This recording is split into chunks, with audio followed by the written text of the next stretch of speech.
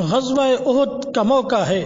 غزوہ احد کے اندر جب 70 صحابہ کرام شہید ہو گئے، جب جنگ ختم ہوئی، اس کے بعد ابو سفیان جو اس وقت تک حالت کفر میں تھا، اسلام قبول نہیں کیا تھا، اس ابو سفیان نے للکار کے کہا کہ کیا تمہارے اندر محمد موجود ہے؟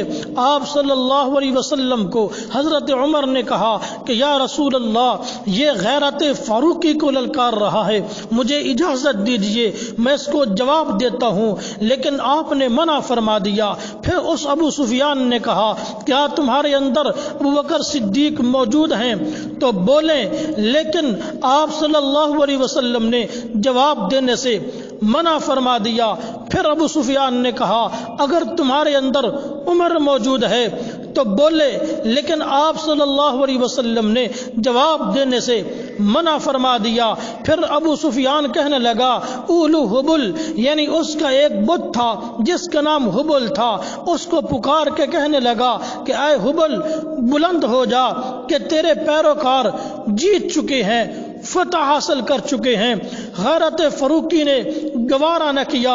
حضرت عمر نے آپ صلی اللہ علیہ وسلم سے اجازت مانگی کہ یا رسول اللہ مجھے اجازت دو، میں اس کو جواب دیتا ہوں۔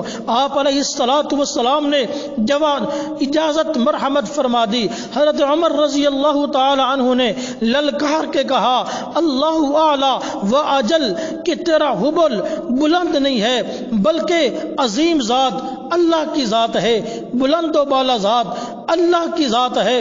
جب ابو سفیان نے حضرت عمر کا جواب سنا تو پھر کہنے لگا کہ لنا عزا ولا عزا لکم، کہ ہمارے ساتھ عزا کی مدد ہے، عزا کی طاقت ہے، جبکہ تمہارے پاس عزا کی طاقت نہیں ہے، عزا کی مدد نہیں ہے۔ حضرت عمر نے للکار کے کہا لنا مولا ولا مولا لکم، کہ ہمارے ساتھ اللہ کی طاقت ہے، تمہارے ساتھ اللہ کی طاقت نہیں ہے۔ پھر ابو سفیان نے کہا کہ جو غزوہ بدر کے اندر تم نے ہمارے 70 رؤساء کو مارا تھا، آج ہم نے تمہارے 70 ساتھیوں کو قتل کر کے اپنا بدلہ لے لیا ہے، لہٰذا ہم اور تم اب برابر ہو چکے ہو۔ لیکن للکار فاروقی نے للکار کے کہا کہ ارے ابو سفیان، تم اور ہم برابر نہیں ہو سکتے۔ کیوں؟